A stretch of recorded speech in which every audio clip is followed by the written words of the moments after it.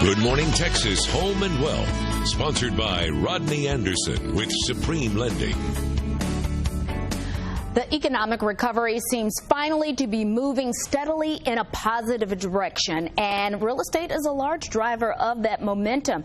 Now, to confirm this information, we brought in our mortgage expert, Rodney Anderson, to get his outlook on the housing market. This sounds like really good and positive news. It is positive news, and Shannon, people have gained over $1.2 trillion in equity just in the last couple of years in the housing market. So we have good news out there, but we have this support that's been in place by the Federal Reserve to keep low interest rates. They're starting to let loose of that support, start raising interest rates. We've already seen one this year. We're going to see a couple more this year, and next year they're predicting that the Federal Reserve could raise 4 times. Now, is this causing mortgage rates to spike?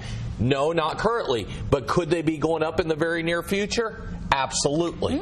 So is this the reason why people need to consider purchasing a home now? Well, here's what's going on. Is home values are going to continue to go up because we have this huge inventory shortage. Also, we have low mortgage rates right now still, and they're above where they were off the lows a year ago.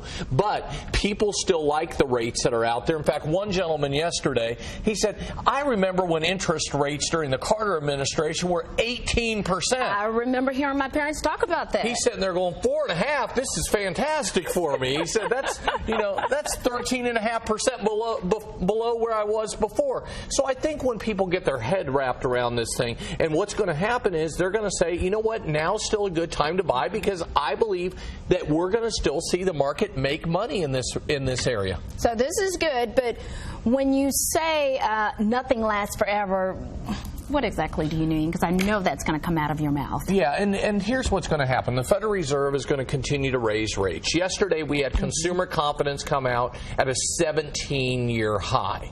So we're going to continue to see the markets moving forward. We have the stock market continuing to move forward. And so what I would tell people out there is, if you're thinking about buying, don't wait a year or two. We've had a lot of people that have waited a year or two, and now they're paying higher prices. Now they're paying higher mortgage rates. And so the time to get off the fence is now. And basically, I told people back in 2011, go buy a house. Tell your mama to buy a house. Tell your family to buy a house. And it was the right thing to do. Now I'm still telling people, go buy a house, because values are going to continue to move up. Now, you mentioned the stock market, but what exactly causes the interest rates to continue to rise? Well, the Federal Reserve's number one job is to fight inflation. If they see inflation moving higher, if they see costs moving higher on food, on energy, on housing, if they see all that, then they are more enticed to raise interest rates. And I think over the next several years, we're going to see higher interest rates ahead. And